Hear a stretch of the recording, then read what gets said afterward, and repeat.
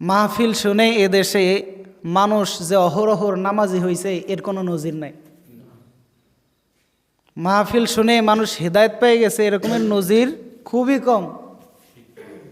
রাত ভরে মাহফিল শুনে ফজরের নামাজই পড়তে পারে না। এদেশের বাস্তবতা এটা। প্রতিদিন এত মাহফিল, যদি মাহফিলের কারণে কেউ হেদায়েত পাইতো সবার আগে ডেকোরেটরের ওই মানুষগুলোকে হেদায়েত পাইতো। মাইকম্যান সবচাইতে বেশি হেদায়েতওয়ালা থাকতো, কারণ ও প্রতিদিন মাহফিল শুনে প্রতিদিন, অথচ ওর মুখে আজ পর্যন্ত দাঁড়িয়ে ওঠে নাই। তার মানে এই মাহফিলের এই আলোচনা এত বেশি হেদায়েত দেয় না। কিন্তু আমরা দেখেছি যখন আমাদের দাড়িসালাওয়ালাকে যখন তাবলীগের মেহনতে আমরা পাঠাই দিছি, তো দাড়ি নিয়ে ইনশাল্লাহ সে বাড়িতে আসছে। আমরা দেখেছি যখন সারসিনা পাঠাই দিছি, তো ফেরার সময় তারা দাড়ি নিয়ে আসছে। যখন চরমনায় পাঠাই দিছি তখন তারা দাড়ি নিয়ে আসছে। যখন তাদেরকে আব্দুল গফফার শাহ হুজুরের ইসলামী মজলিসে পাঠিয়েছে, আমরা দেখেছি দাড়ি সারাওয়ালা লোক দাড়িওয়ালা হয়ে গেছে, টুপি সারাওয়ালা লোক টুপিওয়ালা হয়ে গেছে। আমার যদি ওই দিন মাহফিল আরও 2টাও থাকতো, এই জিনিসগুলো আমার কাছে বেশি দামি।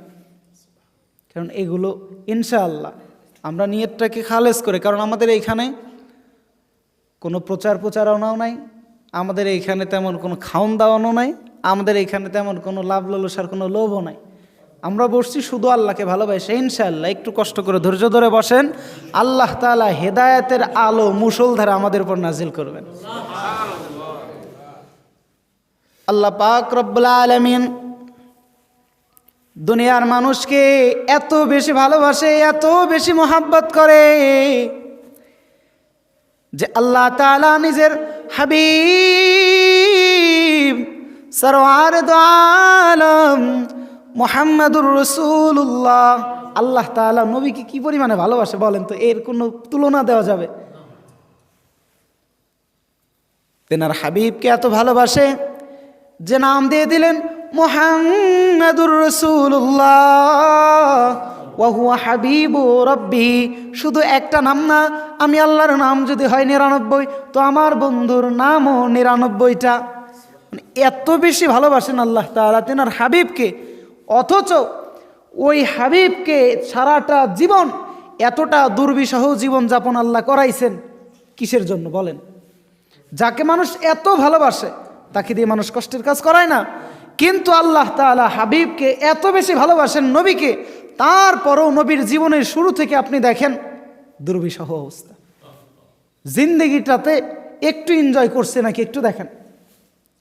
পাহাড় সমপরিমাণ সম্পদ আসছে, সকালে আসছে, সন্ধ্যার ভিতরে দান করে সব শেষ। বাসায় গিয়ে দেখে নবীর ঘরে রান্না হয় না, পেটে পাথর বাজছে, 1টা বাজছে, 2টা বাজছে, 3টা বাজছে ক্ষুধা নিবারণ করার জন্য। এত কষ্ট দিছে কেন? আমি আপনাদেরকে এই কথাটা বলার জন্য এই পর্যন্ত আসলাম। কেন এত কষ্ট দিছে? আল্লাহ তাআলা বলেন, আমি আমার বন্ধুকে কি পরিমাণে ভালোবাসি এইটা দেখো, যে আমার বন্ধুর উম্মতকে আমি কি পরিমাণে ভালোবাসি। যেই বন্ধুর জন্য এত কিছু, সেই বন্ধুকে এই উম্মতের শিক্ষক বানানোর জন্য এত রক্ত ঝরাইছে। শুধুমাত্র আমাদেরকে দেখাইছে, দেখো এভাবে কিন্তু জান্নাত কামাইতে।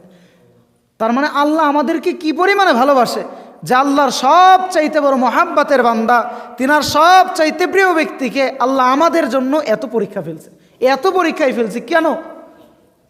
নবী আপনি নামাজ পড়েন, অথচ আল্লাহ তাআলা সূরাতুল ফাতাহের মধ্যে আগের থেকেই নবীরে বলতেছেন, লিয়াগফিরা লাকাল্লাহু মা তাকদ্দামা মিন যামবিকা ওয়া মা তাআখার ويتم نعمته عليك ويهديك صراطا مستقيما। আল্লাহ তাআলা হাবিবকে আগের থেকেই জানাই দিচ্ছেন, হাবিব আপনার জীবনের আগের পরের সব গুনাহ আমি আল্লাহ আগের থেকেই মাফ ঘোষণা করে দিলাম। এরা মেরে নিষ্পাপ নবী আম্মা জান আয়েশা রাদিয়াল্লাহু তাআলা আনহা বলেন, নবী যখন কিয়ামুল লাইল করতেন, রাতে যখন নামাজে দাঁড়াইতেন, এত দীর্ঘ সময় নবী দাঁড়ায়া থাকতেন, এত দীর্ঘ সময় নবী সিজদা দিতেন, হাত্তা তাতাফাত্তারা কদমা, নবীর পা মুবারক ফুলে ফেটে যাওয়ার উপক্রম হয়ে যেত। এত কষ্ট কেন দিছেন? উম্মত শেখো জান্নাতে এমনি যাইতে হয়। রাত ভরে ঘুমায়া সুদের হিসাব, ঘুষের হিসাব, গান শুনে, নাটক দেখা, সিনেমা দেখা ঘুমায়ে জান্নাত কামানো যাবে না। দেখো আমি মুহাম্মদুর রাসূলুল্লাহ, যার জীবনের শুরু থেকে শেষ পর্যন্ত গুনার মাফির সার্টিফিকেট আল্লাহ দিছে, তারপরও দেখো কিভাবে রবকে আপন করতে হয়। রাতভর নামাজে দাঁড়াইতে হয়, রক্ত ঝরাইতে হয়, ক্ষুধার যন্ত্রণা সহ্য করা লাগে। নবী এই পরিমাণে কষ্ট করছে, তাহলে এইবার একটু চিন্তা করেন তো আমাদের কি পরিমাণে কষ্ট করা দরকার। নবী এই পরিমাণে কষ্ট করছেন। আম্মা জান আয়েশা রাদিয়াল্লাহু আনহা বলেন, ইয়া রাসূলুল্লাহ লিমাযা ইয়াফআলু, আপনি এত আমল কেন করেন, আপনি এতক্ষণ নামাজে কেন দাঁড়ায় থাকেন? ওয়াকাদ গাফারাল্লাহু মা তাকাদ্দামা মিন যামবিক, অথচ আল্লাহ আপনার সব গুনাহ মাফ করে দিছে। ও মুসলমান, আমার হাবিব মুহাম্মদ আরবি আম্মা জান আয়েশার এই প্রশ্নের জবাব শুনে চোখটা ছলমল করে নবী তখন বলছেন, ও আয়েশা, আফালা আকুনু আবদান শাকুরা, আমি কি আল্লাহর শুকরগুজার বান্দা হব না? আমার আল্লাহ আমার জন্য আসমান বানাইছে, আমি আমার আল্লাহর জন্য কি দিছি? আমি যদি একটু নামাজে না দাঁড়াই, আমি যদি আমার আল্লাহর শুকর একটু আদায় না করি, তো বলো আমি কি আল্লাহর শুকরগুজার বান্দা হব? শুকরগুজার বান্দা হওয়ার জন্য যদি এইটুক করে, তাহলে জান্নাতি হওয়ার জন্য তো আরো কত কিছু করতে হয়। আল্লাহু আকবার। জমিনের মধ্যে যদি আমাদেরকে কেউ বলে, ও ভাই তোমার কোনো খাবার আসেনি, তো যদি বলি না খাবার নাই। টাকা পয়সা আসেনি, বলে না না টাকা পয়সা নাই। তো কেউ যদি আমাদেরকে একটা ব্যাগ দেয়, কি দেয়? একটা ব্যাগ দেয়, আর ব্যাগ ভর্তি বাজার করার জন্য টাকা দেয়, এবং বাজারের রাস্তাও চিনাই দেয় যে এই রাস্তা দিয়ে গেলে এই রাস্তায় কিন্তু ডাকাত ধরে, ছিনতাইকারীরা ধরে, এই দিক দিয়ে তুমি আসবা না, কিন্তু এই দিক দিয়ে যদি তুমি বাজারে যাও সোজা মতো বাজারে যাইতে পারবা, আর বাজার থেকে ব্যাগ ভরে মালসামানা কিনে আবার এখানে সোজা মতো তুমি আসতে পারবা। কোনো নিরাপত্তাহীনতার ভয় নাই, কোনো ডাকাতের ভয় নাই, ছিনতাইকারীর ভয় নাই। আচ্ছা বলেন তো, আমাদেরকে যদি এইভাবে টাকা দেয়, ব্যাগ দেয়, রাস্তা চিনে দেয়, আমাদের কি কোনো কষ্ট আছে? কোনো অভিযোগ আছে? কেন আমার এই রাস্তায় পাঠাইলো, কেন আমারে ব্যাগ দিল, কেন আমারে টাকা দিল? কোনো অভিযোগ আছে? দুনিয়ার মানুষ এই কথা শুনে প্রত্যেকেই বলবে না না, কোনো অভিযোগ থাকার তো কোনো কথা না। ও মুসলমান, আল্লাহ পাক রব্বুল আলামিন আমাদেরকে একটা ব্যাগ দিছে, ওটা হলো আমাদের বডি। আর ওই বডিতে আল্লাহ তাআলা হায়াত নামক টাকা দিয়ে দিছে। বলে ব্যাগের দাম নাই টাকা ছাড়া, আর আমাদের বডির দাম নাই হায়াত ছাড়া। হায়াত,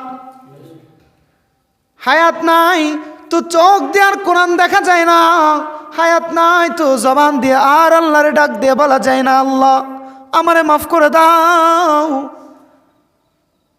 হায়াত নাই তো কান দিয়ে কোরআন শোনা যায় না, হায়াত নাই তো পা দিয়ে চলে মসজিদে যাওয়া যায় না। আল্লাহ তাআলা আমাদেরকে বডি নামক একটা ব্যাগ দিছে, আর এই ব্যাগের মধ্যে বাজার করার জন্য হায়াত দিছে। এবার এই জিনিসগুলো কোত্থেকে কিনবো? আল্লাহ তাআলা বলেন আদ-দুনিয়া মাজরাতুল আখিরা, নবী আমার বলেন দুনিয়া হলো আখিরাতের শস্য ক্ষেত। এখান থেকে তুমি যা কিছু কামাই করবা, কবরে সেগুলো ভোগ করবা, আখিরাতে সেগুলো ভোগ করবা।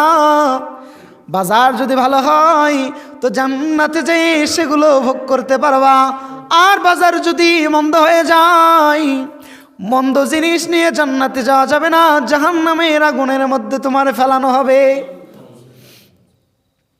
সব কিছু আল্লাহ দিছে। আমার অভিযোগ কোথায়? আমাদের এত অভিযোগ কোথায়? ফজরে ডাক দিল আমি আসলাম না, জোহরে ডাক দিল আমি আসলাম না, কেন? আমার অভিযোগটা কোথায়? কিসের অভিযোগ? কিসের অভিযোগ? আমার কি আছে? আমি যে অভিযোগ দেখা, আমার আছেটা কি? মানুষ বলে আমার হাত কেটে গেছে।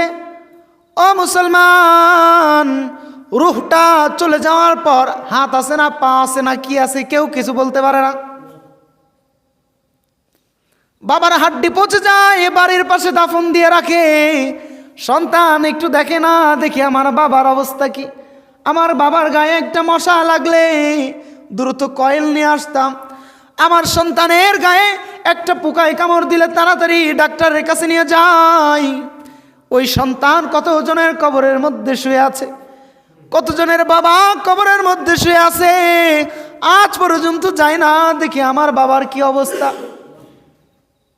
মানুষ আমরা এত দুর্বল।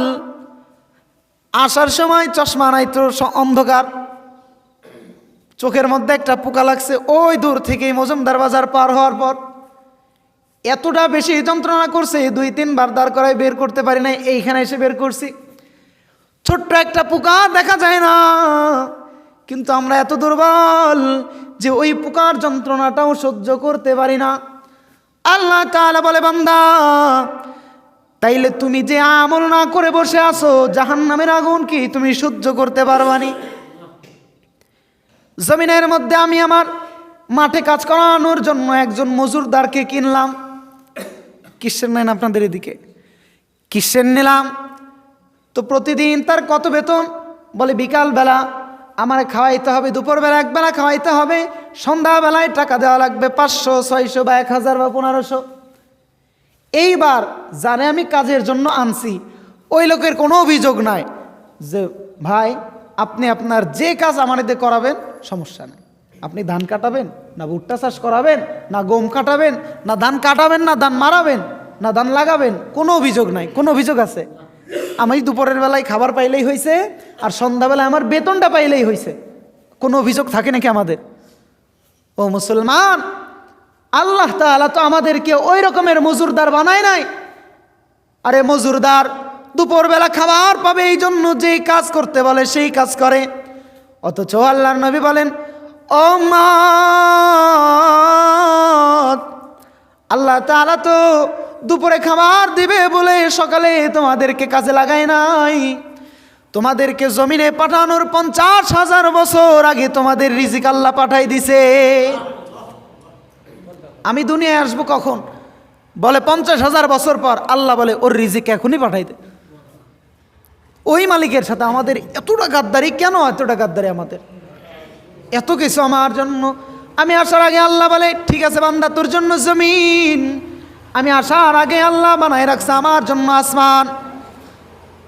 মায়ের পেটে সন্তান কেউ দেখে না, মাও জানে না, বাবাও জানে না, কিন্তু সন্তান আসার সময় হয়েছে সকলে এতটা আনন্দিত, সকলে এতটা খুশি, আগে থেকেই মিষ্টির দোকানে অর্ডার দিয়ে রাখছে মিষ্টি, অথচ আজ পর্যন্ত দেখে না। আল্লাহ বলে, বান্দা পাঠাচ্ছে আমি, নতুন জায়গায় যাবা, তোমারে কেউ চিনবে না, তোমার টেনশন করা লাগবে না। আরে তোমার মালিক আছে না, তোমার মালিক আছে না, আমি তো আছি বান্দা। তুমি যাইতে দেরি করবা, যদি এমন কোনো ডিফিকাল্ট মুহূর্ত চলে আসে যে ডাক্তার আয়সা বলে কি করবেন বলেন, তো এ নন যে কোনো একটা করতে হবে, কি বলে, হয় বাচ্চা বাঁচবে না হয়তো মা বাঁচবে। তো যেই মা পেটের ভিতরের বাচ্চাটাকে এখনো দেখে নাই, আল্লাহ বলে, বান্দা জমিনের কেউ তোরে দেখুক আর না দেখুক, তাদের জীবনের চাইতেও তোরে বেশি ভালোবাসে। আমি এটা তৈরি করে দিছি, আমি এটা তৈরি করে দিছি। আজকে আমরা যারে চিনি না তার প্রতি আমার কোনো দরদ নাই, তার প্রতি আমার কোনো মহাব্বত নাই। আল্লাহ বলে, বান্দা তোর আমি নতুন জায়গায় পাঠাবো, বিপদে যাতে না পড়িস এই জন্য যত বন্দোবস্ত করা লাগে আমি সব করে দিব, তোর কোনো টেনশন নাই, তোর মালিক আমি আছি না, আমি আছি না, আমি তো আছি, তোর কোনো টেনশন নাই। মা বলে, আমার জীবনের দরকার নাই, আমার সন্তানটার বাঁচা দাও। বাবা বলে, কি করা লাগবে? বলে আইসিইউতে রাখা লাগবে। বলে কত টাকা? বলে 20 লাখ লাগবে। বলে যা করা লাগে করেন, আমি জমি বিক্রি করে দিব। এখনো সন্তান একবার বাপ বলে ডাকে না। তো এইবার চিন্তা করেন, আমরা যারা এত কিছু পাওয়ার পর আল্লাহরে ডাকি না, আল্লাহর কতটা কষ্ট লাগে। আর আমরা যখন একবার ভুল বুঝে আল্লাহরে ডাক দেয়, আমার আল্লাহ কতটা খুশি হয়, আমার আল্লাহ কতটা খুশি হয় যে আমার বান্দা ডাকছে রে, 70 বছর পর আমার বান্দা আমার ডাক দিছে। আল্লাহর হাবিব সাল্লাল্লাহু আলাইহি ওয়াসাল্লাম বলেন, যখন কোনো বান্দা রাস্তা ভুলে পার হওয়ার পর, বারবার গুনাহ করার পর, হঠাৎ একদিন যখন আল্লাহকে আল্লাহ বইলা একবার ডাক দেয়, আমার আল্লাহ এত এত বেশি খুশি হয়, দুনিয়ার মানুষ নতুন করে জীবন ফিরে পাইলে যত খুশি হয়, একজন মানুষ চলে গেলে যদি ফিরে আসার সুযোগটা পায় এই লোক কতটা খুশি হয়। আল্লাহ বলে, বান্দা তুই যখন বিপথে হাঁটার পর আমি আল্লাহর পথে আসতে চাস, তুই যখন নিয়তটা করিস আমি এখন থেকে নামাজ পড়ব, আমি এখন থেকেই তাবলিগে গিয়ে নামাজ শিখব, আমি এখন থেকে আমার জীবনটাকে পরিবর্তন করব, জীবনের রাস্তাটাকে আমি পরিবর্তন করব। আল্লাহ বলে, বান্দা তুই একবার যখন হাজার নাফরমানির পরে আমারে একবার আল্লাহ বইলা ডাক দিস, আরে নতুন জীবনওয়ালা জীবন পেয়ে কি খুশি হয় তোর মালিক আমি রব তার চাইতে হাজার গুণ বেশি খুশি হয়। খুশি হওয়ার জন্য আমার মানিক বসে আছে, আর আমরা এখনো নাফরমানি করে বেড়াচ্ছি, এখনো আমরা নাফরমানি করে বেড়াচ্ছি। যে আয়াত তেলাওয়াত করছিলাম, আল্লাহ পাক রব্বুল আলামিন বলেন, ইয়া আইয়ুহাল্লাযীনা আমানু আমিনু। নতুন এক রকমের আয়াত। আল্লাহ তাআলা বলছেন, ও হে তোমরা যারা ঈমান এনেছো, ও আমার ঈমানদার বান্দারা তোমরা ঈমান আনো। কথাটা কিরকমের হইল? ঈমানদার বান্দারা তোমরা ঈমান আনয়ন করো। কথাটা কি? একজন তো খাইছে, খাওয়ার পরে তো তার আর কর দরকার নাই, আবার খাও। হ্যাঁ, তখনই বলে আবার খাও যখন দেখা যায় যে ওই লোক খাইতে বসছে, নাম করা খাইছে কিন্তু আসলে খাইছে না, অ্যাক্টিং করতেছে কিন্তু মূলত সে খাবার খাচ্ছে না। বাচ্চাকে লিখতে দিছে, তো শিক্ষক বলছে যে লেখো, তো ছাত্র উস্তাদকে বলতেছে জি উস্তাদ আমি লিখেছি। তো উস্তাদ কখন বলে এই আবার লেখো, কখন বলে? যখন দেখে ছাত্রের লেখাটা হয় নাই। উস্তাদ যখন দেখে ছাত্রের লেখা হয় নাই তখন বলে আবার লেখো। আল্লাহর নবী মসজিদে নববীতে বসা এমন সময় একজন সাহাবী মসজিদে নববীর মধ্যে আয়েশা নামাজ আদায় করতেছেন। ওয়ারকাহু বিসুরাতিন ওয়াসজুদুহু বিসুরাতিন, সিজদাগুলো খুব দ্রুত দেয়, রুকুগুলো খুব দ্রুত দেয়, নামাজটা খুব দ্রুত শেষ করছে। নবী বলেন কুম ফাসাল্লি ফাইন্নাকা লাম তুসাল্লি। আবার নামাজ পড়ো, তুমি নামাজ পড়ো নাই। নামাজ পড়ো, নামাজ পড়ো, তুমি নামাজ পড়ো নাই। সাহাবী একবার নামাজে দাঁড়াইছে, নামাজ পড়ছে, আবার দাঁড়ায়, আবার দাঁড়ায়, তিনবার নামাজ পড়ে বলে ইয়া রাসূলুল্লাহ আল্লিমনিস সালাত। আমি যে নামাজ পড়ছি আপনি তারপরেও বলতেছেন যে নামাজ পড়ো, তাইলে আমি নিশ্চিত আমি যে নামাজ পড়তেছি এই নামাজ নামাজ না, এটা নামাজ হচ্ছে না। আল্লিমনিস সালাত, আপনি আমার নামাজটা একটু শিখায় দেন। তখন নবী বলছেন হ্যাঁ এভাবে এভাবে করো। আল্লাহ তাআলা ঈমানদারদেরকে ডাক দিছে, ও ঈমানদার ঈমান আনয়ন করো। কেন? বলে তুমি না ঈমানের কথা বলো ফজরে তোমার দেখা যায় না, তুমি না ঈমানের কথা বলো জোহরে তোমার দেখা যায় না, তুমি না ঈমানের কথা বলো আসরে তো একদিন তোমার মসজিদে পাওয়া যায় না, তুমি না ঈমানের কথা বলো কই তাবলীগে তোমারে পাওয়া যায় না, কই ইজতেমায় তোমারে পাওয়া যায় না, আল্লাহ ওয়ালাদের মজলিসে তোমারে পাওয়া যায় না, কোরআন ওয়ালাদের মজলিসে তোমারে পাওয়া যায় না। ও বান্দা তুমি যে ঈমানের কথা বলো এটা আসলে ঈমান না, আমিনু ঈমান আনো। ও ঈমানদার তুমি যে ঈমানের কথা বলো, যে ঈমান তোমার বাড়ির পাশের মসজিদে 5 ওয়াক্ত নিতে পারে না, কেমনে তুমি ভাবো ওই ঈমান তোমাকে জাহান্নামের ফুলসিরাত নামক সরু চিকন ধারালো রাস্তা পার করে জান্নাতে নিয়ে যাবে? কেমনে তুমি ভাবো? তোমার যে ঈমান তোমারে মসজিদে পাশে মসজিদ 2 মিনিট লাগে হাইটে আসতে, তুমি সেইখানে আসতে পারো না।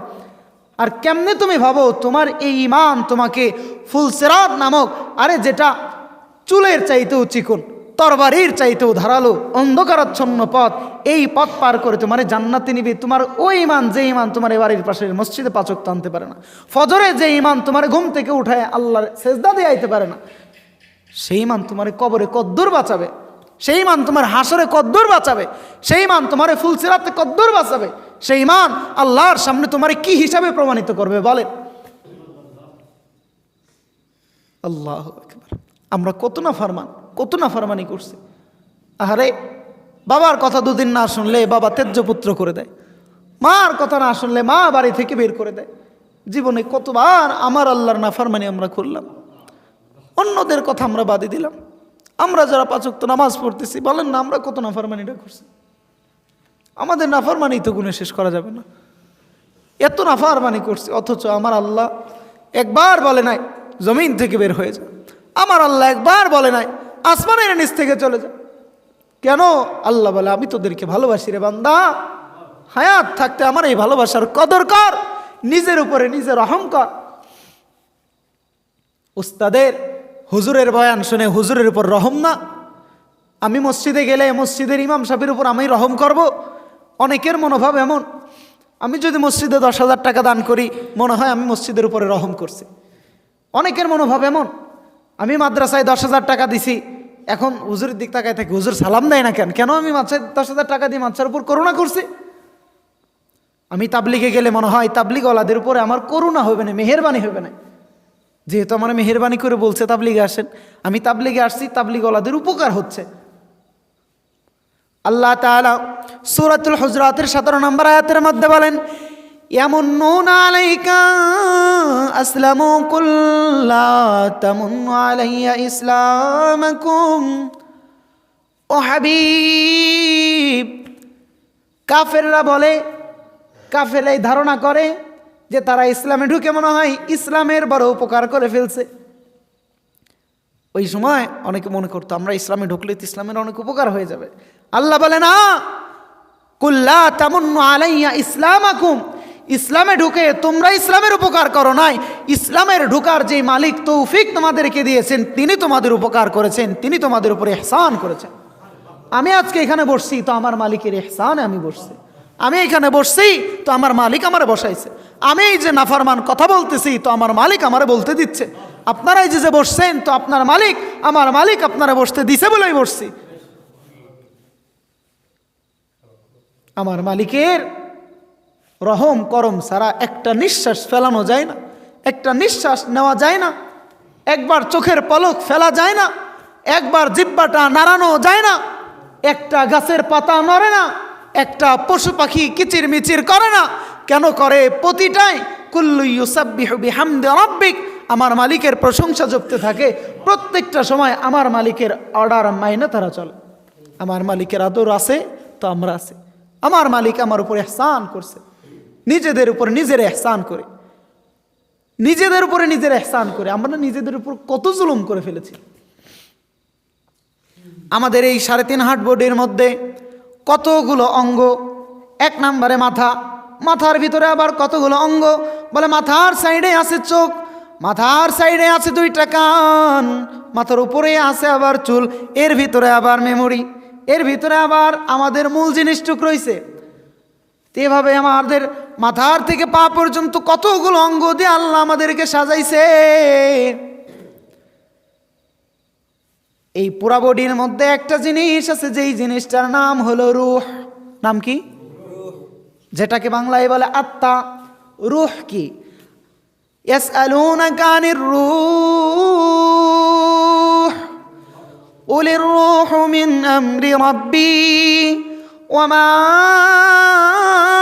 উতীতুম মিনাল ইলমি ইল্লা কালিলা।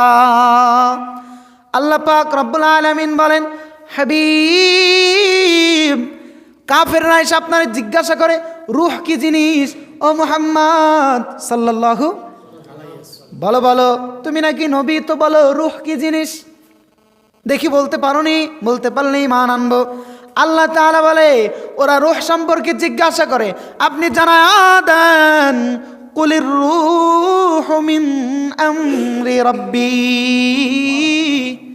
রূহ এটা হলো তোমাদের মনিব আল্লাহ তাআলার আদেশ। আল্লাহর আদেশ আছে তো রূহ আছে, আল্লাহর আদেশ নাই তো রূহ ভিতরে থাকবে না। আল্লাহ যেদিন আদেশ দিবে নাফরমান অবস্থায় কবরে যাওয়া লাগবে। আমার আল্লাহ যখন আদেশ দিবে একটা মুহূর্ত তওবা করার সুযোগ আজরাইল দিবে না। তো আমাদের বডির মধ্যে এত অঙ্গের মধ্যে একটার নাম হলো রূহ। রূহ কি? আল্লাহর আদেশ। রূহ কি? তো আমাদের এই পুরো বডির মধ্যে রূহ, আল্লাহর একটা আদেশ। কয়টা আদেশ? একজন মানুষের মধ্যে সব আছে, আল্লাহর শুধুমাত্র একটা আদেশ রূহ তার ভিতরে নাই। বলেন এই মানুষের দাম আছে? দাম আছে? রূহ আছে তো সন্তান বলে, আব্বু তাড়াতাড়ি বাড়িতে আসো, তোমারে ছাড়া কিন্তু আমি আজকে ভাত খাবো না। মেয়েটা বলে, বাবা তুমি কোথায়? তাড়াতাড়ি বাসায় ফিরে আসো, তোমাকে না দেখলে ভালো লাগে না। স্ত্রী ফোন দিয়ে বলে, শুনছেন আপনি কোথায় আছেন, দ্রুত চলে আসেন, দুজনে একসাথে খাওয়া দাওয়া করে ঘুমিয়ে থাকবো। রুহটাই যখন নাই, এখন মসজিদের ইমাম সাহেবরে ফোন দেয়, হুজুর আমার বাবা তো সকালবেলা মারা গেছে, তাড়াতাড়ি একটু বাড়িতে আসেন, আমার বাবার পাশে বসে একটু কোরআন তেলাওয়াত করেন, রাত্রে একটু আমার বাবার লাশের পাশে থাকেন। আমার বাবার লাশের পাশে থাকেন মানে লাশের পাশে কেন আপনারা থাকবেন না? মেয়ে বলে, না না আমি লাশ দেখলে ডরাই। স্ত্রী বলে, লাশ দেখে আমার তো রাতের ঘুম হারাম হয়ে গেছে, আমি এখন ভয়ে ঘুমাইতে পারি না। সন্তান বলে, ভয়ঙ্কর এই লাশের পাশে আমি বসে থাকতে পারবো না, ইমাম সাহেব আপনি আসেন। ও মুসলমান, আমাদের শরীরের মধ্যে কতগুলো মালিকের আদেশ, তার ভিতর শুধুমাত্র একটা আদেশ রূহ যখন চলে যায়, এই মানুষটা 3 দিনের ভিতরে নখ খসা শুরু করে দেয়। 20 দিনের মাথায় মানুষটার হাত থেকে, পা থেকে, নিতম্ব থেকে, কান থেকে, প্রতিটা অঙ্গ থেকে পোকা বের হওয়া শুরু করে দেয়। 20 দিনের মাথায় মানুষটা পচে যায়। 40 দিনের মাথায় মানুষটার কোনো চিহ্ন থাকে না। হাড্ডি দেখে আর সন্তান চিনতে পারে না এটা কি তার বাবা। হাড্ডি দেখে সন্তান চিনতে পারে না এই হাড়ের ভিতরে নাকি তার মা। বাবা চিনতে পারে না এর ভিতরেই নাকি তার সন্তান। ও মুসলমান, আল্লাহর একটা মাত্র আদেশ, রূহ শরীর থেকে চলে গেছে, তার কারণে শরীর এতটা নিকৃষ্ট হয়ে গেছে, বলে মাটি না দিলে গন্ধে এলাকায় একজনও টিকতে পারবো না, এতটা নিকৃষ্ট হয়ে গেছে। কেন? এর ভিতর আল্লাহর একটা আদেশ নাই, চলে গেছে। আল্লাহর একটা আদেশ নাই, এ এতটা নিকৃষ্ট হয়ে গেছে যে ছেলে তারে কবরে শোয়ানোর জন্য সবার আগে ইমাম সাহেবরে ফোন দেয়। ছেলে আগে ফোন দেয়, এ নিকৃষ্ট হয়ে গেছে, এ পচা শুরু করবে, এখনই গন্ধ শুরু হবে, পোকা বের হবে, এর আর কোনো দাম নাই, এ যতক্ষণ থাকবে ততক্ষণই ঝামেলা। যেই খাটে সব, যেই খাটে গোসল করাবে ওই খাটে আর কেউ ঘুমাবে না, ওই খাটে ঘুমাবে না। এত দরদ, এত মোহাব্বত। আল্লাহ বলছেন, সব ধোকারে বান্দা, শরীর থেকে শুধুমাত্র একটা রূহ, আল্লাহর একটা আদেশ বের হওয়ার পর একটা মানুষ যদি এতটা নিকৃষ্ট হয়ে যায়, ও বান্দা, তুই যেই বান্দা ফজরে আমার একটা আদেশ মান্য করিস না, জোহরে আমি ডাক দিছি তুই আমার আদেশটা মানিস নাই, আসরে আমি তোরে ডাক দিছি তুই আমার আদেশটা মানিস নাই, মাগরিবে আমি তোরে ডাক দিছি তুই আমার আদেশটা মানিস নাই, এশাতে আমি ডাক দিছি তুই আমার আদেশ মানিস নাই। শরীরের একটা মাত্র আদেশ যাওয়ার কারণে মানুষ যদি এতটা নিকৃষ্ট হয়, ও বেনামাজি, তুমি বলো তুমি কতটা নিকৃষ্ট, তুমি কতটা খারাপ, তুমি কতটা নিকৃষ্ট। একজন বেনামাজি কতটা নিকৃষ্ট। এই জন্যই তো আমার বুজুর্গরা বলেন, এই জন্যই তো আমার শায়েখরা বলেন, আরে বেনামাজির গায়ের দুর্গন্ধ যদি মানুষ শুনতে পারতো, আরে কুকুর, শুকর আর পচা জিনিসের কি দুর্গন্ধ, এর গায়ে তার চাইতে 1000 গুণ বেশি দুর্গন্ধ। বেপরদাওয়ালি নারী, আরে এর গায়ে যে কি দুর্গন্ধ, এই যদি মানুষ ইমানের দৃষ্টি দিয়ে শুকতে পারতো, আরে এর গন্ধে জমিনে টিকা যাইতো না, এর গন্ধে জমিনে টিকা যাইতো না। নাফরমানি এতটা খারাপ, নাফরমানি এতটা নিকৃষ্ট।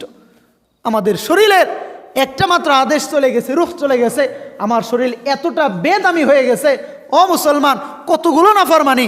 রোজা, 30টা রোজা, এই দেখবেন অনেকে রাখবে না।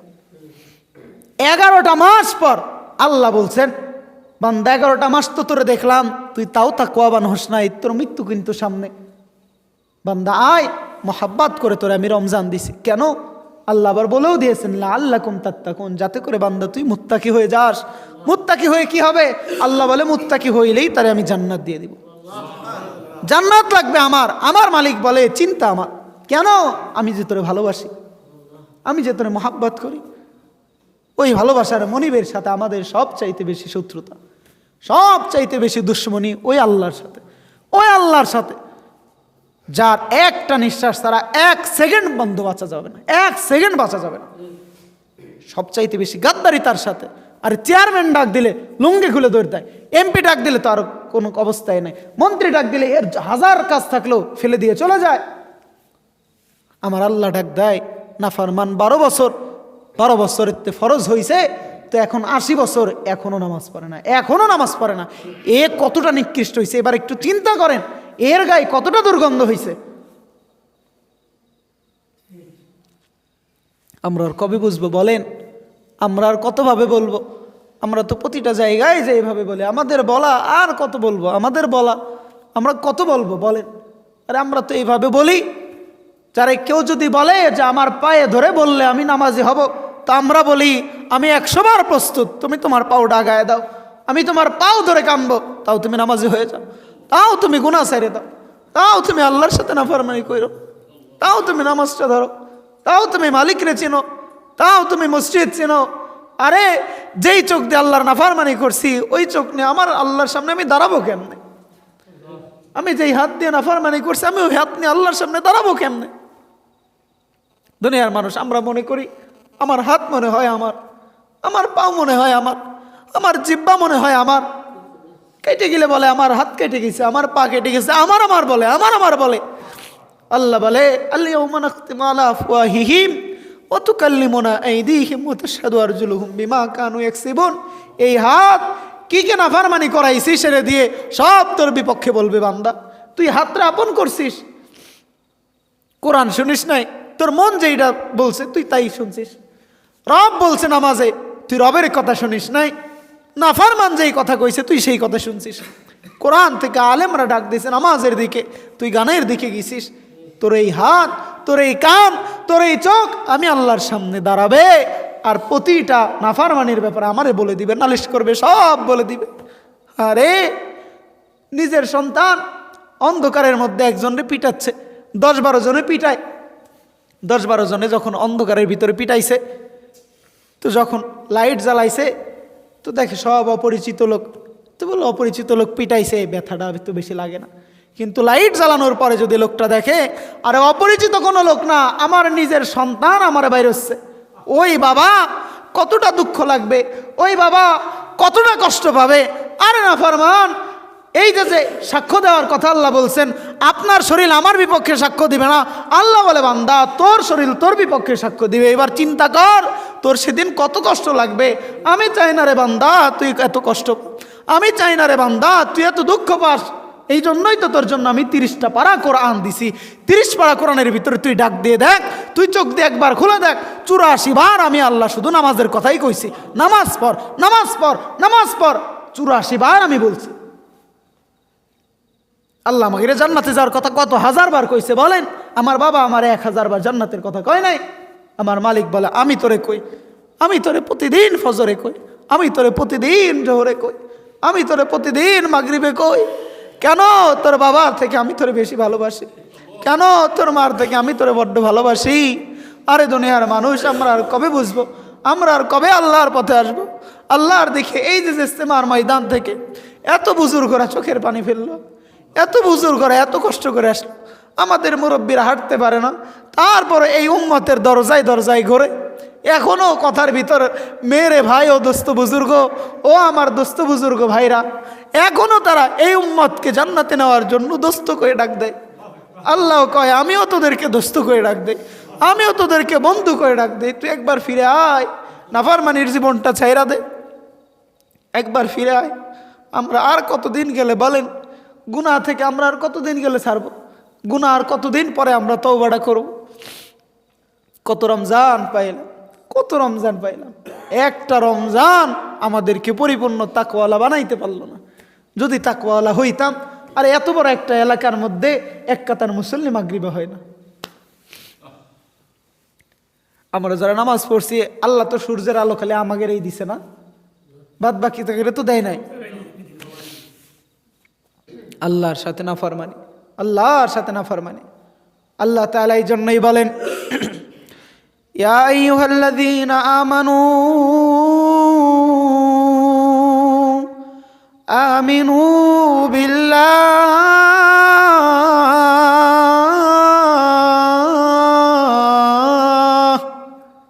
ও আমার ইমানদার বান্দারা ঈমান আনো। আমরা বলি আল্লাহ আমরা ঈমান আনছি, কারণ ভোটার আইডি কার্ডে তো নামের আগে মোহাম্মদ জুয়েল ইসলাম। রমজানে রোজা একটা রাখে না, এক ওয়াক্ত নামাজ পড়ে না, তারপর নামের আগে মোহাম্মদ তো নামের পরে ইসলাম। তার মানে কি? আইডেন্টিতে মুসলিম পিপল। আল্লাহ তাআলা বলেন না না, শুধু ভোটার আইডি কার্ডে মুসলমান উঠাইলে হবে না, নামাজের খাতায়ও মুসলমান উঠানো লাগবে, জিকিরের খাতায়ও মুসলমান উঠানো লাগবে, তাকওয়ার খাতায়ও মুসলমান উঠানো লাগবে, তালিমের খাতায়ও মুসল্লি লেখানো লাগবে। ও বান্দা, রোজার খাতায়ও তোমার ইমানদার উঠানো লাগবে, তাহলেই তুমি ইমানদার। আমরা বললাম, আল্লাহ আপনি যেভাবে বলছেন আমরা বুঝি নাই। আল্লাহ তাআলা বলে, ওয়াজ করে বোঝানো যাবে না, ঠিক আছে আমি আমার হাবিবকে পাঠাই দিলাম, দেখো আমার হাবিব যেমনে চলে এইটাই হলো ইমানদারের চলা, এভাবে চলো তুমি নিঃসন্দেহে ইমানদার। আমরা বললাম, আল্লাহ আপনার বয়ান, আপনার কথা আমরা বুঝতে পারতেছি না, আপনি বুঝাচ্ছেন, আমরা ওইভাবে বুঝি না। এবার আল্লাহ বলে, ঠিক আছে সামনে একজনে পাঠাই দিলে উনি কেমনে নামাজ পড়ে এইটা দেখে তোমরা পারবা না? আল্লাহ হ্যাঁ। বলে ঠিক আছে, আমার হাবিব রে পাঠাই দিলাম, আমার হাবিবকে পাঠাই দিলাম, জমিনের মধ্যে আমার বন্ধুকে পাঠাই দিলাম। আমার বন্ধু যেমনি রুকু দেয় তোমরা সামনে রুকু দাও, আমার বন্ধু যেমনি ব্যবসা করে তোমরা সামনে ব্যবসা করো, আমার বন্ধু যেমনি রাজনীতি করে তোমরা সামনে রাজনীতি করো। ইসলামের বাইরে কিচ্ছু নাই। রাজনীতি হুজুররা করবে কেন? রাজনীতি হুজুররা রাজনীতির কথা বলবে কেন? আরে রাজনীতিতে যখন মুহাম্মদুর রাসূলুল্লাহ আসছে, তো আবু জাহেলদের নিকৃষ্ট রাজনীতি পৃথিবী থেকে লুপ্ত হয়েছে। আলেমরা জানে রাজনীতি, তবে তারা দুর্নীতিওয়ালা রাজনীতি জানে না, তারা জানে মুহাম্মদুর রাসূলুল্লাহর রাজনীতি। আমরা জানি আবু বকরের রাজনীতি, আমরা জানি উসমান গনির রাজনীতি, আমরা জানি হযরত ওমর ইবনুল খাত্তাবের রাজধানী। আরে এই রাজনীতি করে জান্নাতে যাওয়া যায়, আর দুনিয়ার রাজনীতি লেনিন কালমার্সের অনুসরণ করে জাহান্নামে যাওয়া লাগে। ব্যবসা করে, আরে এই ব্যবসা, এই কমার্শিয়াল, এই শেয়ার মার্কেট আমাদেরকে সুদ খাওয়া শেখায়, কিন্তু আবু বকর সিদ্দিক রাদিয়াল্লাহু আনহুর ব্যবসা আমাদেরকে জান্নাতি হওয়া শেখায়, আমাদেরকে জান্নাতি হওয়া শেখায়। উপায় নাই, এই একটাই রাস্তা জান্নাতি হওয়ার, একটাই রাস্তা। আরে যেই যুগে মানুষ সন্তান হয়েছে, মেয়ে হয়েছে, তো জীবিত, আরে মায়েরে কবর দে, জীবিত দাফন দিয়ে ফেলছে, বাবা বাবা বলে ডাকে। আরে একটা মানুষ রে যখন তার সন্তানটা আব্বু বইলা ডাক দেয়, আরে যার সন্তান আছে সেই বুঝে যে এই ডাকটা কলিজার ভিতরে যায় লাগে। আর সন্তান যখন ছোট্ট থাকে, আরে তখন যখন সন্তান একবার বাবা বইলা ডাক দেয়, আব্বু বইলা ডাক দেয়, আরে একজন বাবা হিসেবে তো আমরা জানি কলিজাটা কত প্রশান্তদায়ক মনে হয়, কলিজার ভিতরে কি পরিমাণে মায়ার জোশ মেরে যায়। কিন্তু মানুষগুলো এতটা নিকৃষ্ট ছিল যে আব্বু আব্বু বলার পরও ওই সন্তানটারে জীবিত ওরা মাটির ভিতরে দাফন করে রাখত। উলঙ্গ করে নারীদেরকে নাচ দেওয়া হয়তো, নারীদেরকে উলঙ্গ করে দৌড় প্রতিযোগিতা দেওয়া হয়তো। আজকে আমরা কোরআনের কথা বলি, আমার মা বোনেরা বলে এমনি যদি আমরা কোরআন মানি তাইলে তো বাজার ঘাটে যাইতে পারবো না। উম্মে আমারা নামক এক সাহাবী আল্লাহ রসুল সাল্লাল্লাহু আলাইহি ওয়াসাল্লামকে যখন কাফেররা যুদ্ধের ময়দানে চারিদিক থেকে ঘিরে ফেলছে, উম্মে আমারা নামক এই সাহাবী রাদিয়াল্লাহু তাআলা আনহা নবীর ডান দিক থেকে তীর আসলে ডান দিকে দাঁড়ায় যে তীর ঠেকায় দেয়, বাম দিক থেকে তীর আসে তো বাম দিক থেকে নবীকে সেফটি দেয়। এটা হলো ইসলাম। ইসলাম মেনে আমার মা স্কুলে যাক সমস্যা নাই, আমার বোন কলেজে যাক সমস্যা নাই, ইসলাম মেনে আমার বোন ব্যবসা করুক কোনো সমস্যা নাই। কিন্তু তারা বলে হুজুররা যেভাবে কোরআনের কথা বলে এটা বললে তো বুরকা পরে ঘরের ভিতরে বসা লাগবে। কেন? খাদিজাতুল কুবরা ঘরের ভিতরে বসেছিল? ব্যবসা ওনারাও করেছে, ওনারা যা করেছে এই দুনিয়ার তথাকথিত নারী প্রতিযোগিতায় যারা করে এরা তার পায়ের জুতার ধুলোর সমানও হবে না। ইসলামের ভিতরেই শান্তি, ইসলামের ভিতরেই মুক্তি, ইসলামের ভিতরেই নিরাপত্তা। ইসলাম মানলে আমার মা বোন ধর্ষিত হতো না। এই যে নিকৃষ্ট এক একটা কালচার এই দেশের দিয়ে দিছে, আর এই মানুষ গরুর চাইতে এদের মাথার ভিতরে কম বুদ্ধি আছে। কাফের মুশরিক একটা প্রথা চালু করছে, এই দিবস ভালোবাসা দিবস, চকলেট দিবস, কত নিকৃষ্ট। আর এই নাম মুসলমান নাই কেমনে? মুসলমানের সন্তান ওই দিন হাত ধরে ধরে বের হয়ে, এই জাতি আর কবে বুঝবে? আরে এই সমস্ত ভালোবাসা নামক এই নিকৃষ্ট দিবসগুলো যখন চালু হয়েছে, আর এই কাফেরদের পাও ধোয়া এই নিকৃষ্ট পানি যখন এই মুসলমান খাইছে, আরে তখন থেকেই নবজাতকদেরকে মৃত অবস্থায় ডাস্টবিনের মধ্যে পাওয়া যায়। ওর বাবাকে নাম জানে না কেন? এগুলো 14 ফেব্রুয়ারির ভালোবাসার ফসল। এগুলো কাফেরদের প্রথা পালনের ফসল। এগুলা আল্লাহ বলছেন, আমি কি কোরআন দিছি, এটা কি তোমাদেরকে সুখ দেওয়ার জন্য যথেষ্ট না? আমি কি ইবাদত দিছি, এগুলো তোমাদেরকে সুখ দেওয়ার জন্য যথেষ্ট না? আল্লাহরে ডাকলে যেই সুখ পাওয়া যায়, খোদার কসম করে আমি বলি, আমার আল্লাহরে ডাকার ভিতরে আমি যেই শান্তি পাইছি, আমারে সারা দুনিয়া লিখে দিল আমি এই পরিমাণে শান্তি পাবো না। শান্তি প্রত্যেকটার ভিতরে আছে, তবে রবের শান্তি কোনোটার ভিতরে নাই। রবের জিকিরের ভিতরে সব শান্তি আছে, কিন্তু রবের শান্তি অন্য কোনো জিকিরের মধ্যে নাই। আগুনের ভিতরে লাভ দেওয়া এটা সহজ না কঠিন একটু বলেন তো? 3 দিন আপনার খাবার দিব না। মরুভূমির যেই বালু, ওই মুড়ি ভাজার চাউলের যেই বালু গরম থাকে, ওই রকমের বালু, এতটা গরম, গায়ে লাগার সাথে সাথেই ফুঙ্কি দিয়ে রক্ত বের হয়ে যায়, ফুলে যায়, ঝলসা পড়ে যায়। ওই মরুভূমির ভিতরে 3 দিন না খাওয়ায় আপনার বুকের উপরে 3টা পাথর দিয়ে রাখবো, এটা সহজ না কঠিন? কিন্তু এই জিনিসটারে সহজ হয়ে যায় কখন? যখন বান্দা ইমানওয়ালা হয়ে যায়, যখন বান্দা কালিমাওয়ালা হয়ে যায়। আর আমাদের বাবা ইব্রাহিম খলিলুল্লাহকে যখন নমরুদ আগুনের ভিতরে ফেলাইছিল, ওই আগুন ছিল না, আল্লাহ ওইটারে জান্নাত বানায় দিয়েছিল। কেন? ইব্রাহিম শুধু মানুষ না, ইব্রাহিম ইমানওয়ালা মানুষ। হযরতে বেলাল মরুভূমির মধ্যে 3 দিন নাগাদ খায় না, 3 দিন নাগাদ পানিও দেয় না। বুকের উপরে পাথর চাপা দিয়ে বলে, বেলাল বল বল, ইমান থেকে ফিরবি কিনা? বল বল, নামাজ থেকে ফিরবি কিনা? বল, কোরআন থেকে ফিরবি কিনা? 3 দিন খায় না হযরতে বেলাল। জবান থেকে কথা বের হওয়ার মতো শক্তিটুকু হযরতে বেলালের মধ্যে নাই। কিন্তু কাফেররা দেখে হযরতে বেলাল মনে হচ্ছে কিছু যেন বলছে, তার মুখের ঠোঁটগুলো অল্প অল্প করে নড়ে। কাফের কানটা হযরতে বেলালের কানের মুখের কাছে নিয়ে আসছে। হযরতে বেলাল ওই দুর্বিষহ অবস্থায়, তৃষ্ণার্ত অবস্থায়, জান যায় যায় ভাব, এই মুহূর্তে হযরতে বেলাল জবান দিয়ে আর কিছুই বলে না, আমার একটু পানি দাও, বলে না বুকের উপর থেকে পাথরটা সরায় দাও, বলে না আমার একটু খাবার দাও, বলে না আমাকে মাফ করে দাও। বেলাল ওই মুহূর্তেও বলে আল্লাহ আহাদ, আল্লাহ আহাদ, আল্লাহু আকবার। কেন পারা যায়? বলে ইমানদার হইলে পারা যায়। আরে ইমানের মজা যেই বান্দা একবার ঢুকাইছে, আমাদেরকে নামাজে আনাটা যেমন কঠিন, ওই বান্দাদেরকে নামাজ থেকে ফিরায় রাখা তার চাইতেও কোটি গুণ বেশি কঠিন হয়েছে। একজনকে আগুনের ভিতরে ফেলাই দেয় তো ইমান ছাড়ে না, আর একজনকে আগুনের ভয় দেখাইলেও সেই ইমান এখনো আনে না। কতবার আমরা আগুনের ভয় দিলাম, কবরে কিন্তু আগুন হবে, কতবার আমরা বললাম, তারপরেও যে ফিরে আসে না, বলেন তাকে আর কিসে ফিরে আনবে? আমরা আর কতভাবে বলবো? আমরা আর কতভাবে বললে মানুষগুলো আসবে নামাজের দিকে? আর কিভাবে বললে মানুষগুলো নামাজে হবে? মানুষ নিজের ভালো আর কবে বুঝবে? আমার নামাজ ছাড়া আমার কি আছে বলেন? আমার নামাজ ছাড়া আমার কিচ্ছু নাই, আমার ইমান ছাড়া আমার কিচ্ছু নাই। আল্লাহ তাআলা ডাক দিল, আল্লাহু ওয়ালিয়ুল্লাযীনা আমানু ইখরিজুহুম মিনাজ-যুলুমাতি ইলান-নূর। ও বান্দা, জমিনের মধ্যে মাঝে মাঝে অফার দেওয়া হয়, বলে ঈদুল ফিতর উপলক্ষে অফার, ঈদুল আজহা উপলক্ষে অফার, রমজান উপলক্ষে এই অফার।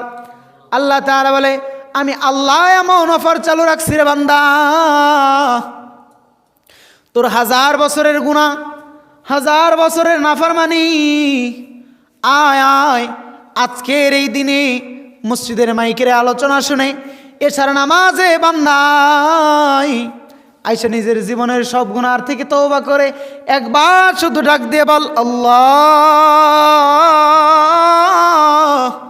তুই ডাক দিতে দেরি করবি, তোর জীবনের গুনাহ আমি মাফ করতে দেরি করব না। জমিনের মানুষ বলে, ওগো আল্লাহ, রাত ভরে ঘুমাইছি, তোমারে ডাকতে পারি নাই, অফার কি চালু আসেনি? আমার আল্লাহ বলে, হ্যাঁ বান্দা, অফার এখনো চালু আছে, তুই ঘুম থেকে ওঠ, এখনই ইস্তেগফার পর, এখনই আমার আল্লাহ বইলা ডাক দে। তুই ডাক দিবি একবার, আমি তোর ডাকে সারা দেব 70 বার। ও গো আল্লাহ, আমি তো আজ পর্যন্ত নামাজে আসতে পারি নাই। আল্লাহ বলে বান্দা, এখনই এশার আজান হবে, তুই এখনই মসজিদে আয়। তোর জীবনে কত গুনাহ আছে, একটা সিজদার সাথে সাথে সব গুনাহ মাফ করে তোরে মুত্তাকি বানায় দিব। এত বড় অফার দিয়ে দিছে, তারপরও একটা বান্দা যখন নাফরমানি করে যাবে, তো বলেন ওই বান্দারে আল্লাহ জান্নাতে দিলে এটা কি ইনসাফ হবে? আল্লাহ কতভাবে বলল, বান্দা আমার অফার কিন্তু 24টা ঘন্টা চালো, আমার অফার চালো। আল্লাহ বলে জমিনের মধ্যে একজন আসামিরে ধরা হয়েছে, তো আসামিরে ধরার পরে কেস ফাইলে তার নাম আছে, অ্যারেস্ট ফাইলে তার নাম আছে, টর্চার সেলের যেই টর্চিং যেই পেপার ওইটার মধ্যে তার নাম আছে। যদি সে খালাস হয়েও যায়, আরে বেকসুর খালাস হওয়ার পরও জেলের কাগজে তার নাম থেকে যায়। এ কিন্তু অপরাধী, পরবর্তীতে খোঁজ নিলেই পাওয়া যায় এই খুন করছে, এই ডাকাতি করছে, এই দুর্নীতি করছে। আল্লাহ তাআলা বলে, আমি এমন রহমান, একবার আমার কাছে মাপ চাইবা বান্দা, শুধু তোমার জীবনের গুনাহ আমি মাফ করেই দিব না, তোমার জীবনের সমস্ত গুনাহগুলোকে মুছে নেকি দিয়ে আমি পূর্ণ করে দিব। ওই আল্লাহর দিকে যদি আমাদেরকে ডাক দেওয়া হয়, আমরা যাওয়ার জন্য রাজি আছি তো ইনশাআল্লাহ? দুনিয়ায় হাত নামান, দুনিয়ায় আমরা আসছি কেন? ঈমান ঠিক করার জন্য। দুনিয়ায় আমরা আসছি কেন? আখিরাত গোছানোর জন্য। ওই যে আমি প্রথমেই আপনাদেরকে বলছি, ব্যাগ দিছে, বাজার চিনাই দিছে, টাকা দিছে, বাজার করে খাবো কে? আমি। আমার জান্নাতে যাই ফলমূল খাবে কেডা? আপনার জান্নাতে যে নিয়ামত ভোগ করবে কে? আপনার জান্নাতে আপনি, আমার জান্নাতে আমি। তো ওই জান্নাতটা কামাইতে হবে এই জায়গার থেকে আমল হলো বাজার, আর এই বাজার কুইটে কুইটে খাবো জান্নাতে, এই বাজার রান্না করে খাবো জান্নাতে। দুনিয়ার এইটা বিশ্বাস করেন, এটা কোরআনের কথা। দুনিয়া এটা মজমাস্তি করার জন্য আল্লাহ বানায় নাই। আল্লাহ আমাদেরকে খাওয়ার জন্য দুনিয়ায় পাঠায় নাই। আরে খাওয়ার পরে কই আলহামদুলিল্লাহ কেন? বলে খাওয়ার জন্য তো আল্লাহ বানায় নাই, তারপরেও যে আল্লাহ খাইতে দিছে এই জন্য আল্লাহর প্রশংসা করো। ঘুম থেকে উঠি পড়তে হয় আলহামদুলিল্লাহিল্লাযী আহইয়ানা বা'দা মা আমাতানা ওয়া ইলাইহিন। কেন আমি আলহামদুলিল্লাহ বলবো কেন? বলে আরে বান্দা, তোরে তো আমি ঘুমানোর জন্য পাঠাই নাই, তোরে তো আমি ঘুমানোর জন্য পাঠাই নাই, তারপরেও যে তোরে আমি ঘুমাইতে দিছি এই জন্য আমার প্রশংসা কর। আল্লাহ তাআলা আমাদেরকে বানাইছে তো ইবাদতের জন্য বানাইছে, আল্লাহ আমাদেরকে পাঠাইছে তো ইবাদতের জন্য পাঠাইছে। তো নিজের জীবনটা বুঝতে হবে, আর এই ইবাদত শুদ্ধ মতো করতে হবে। করাটা কখন হবে? যখন আমরা শুদ্ধভাবে শিখবো। আর এই শেখার জন্য ছোট্ট ছোট্ট মাদ্রাসা আমাদের বুজুর্গরা বের করে দিয়েছেন। তুমি 3 দিনের জন্য যাও, তোমার নামাজটা শুদ্ধ করে আসো। তুমি এক চিল্লার জন্য যাও, ইমানটা শুদ্ধ করে আসো। তুমি একটা সাল দিয়ে আসো, আমলটা শুদ্ধ করে আসো। নিজেদেরকে তৈয়ার করি, সামনে রমাদান, জান্নাতি হওয়ার মাস।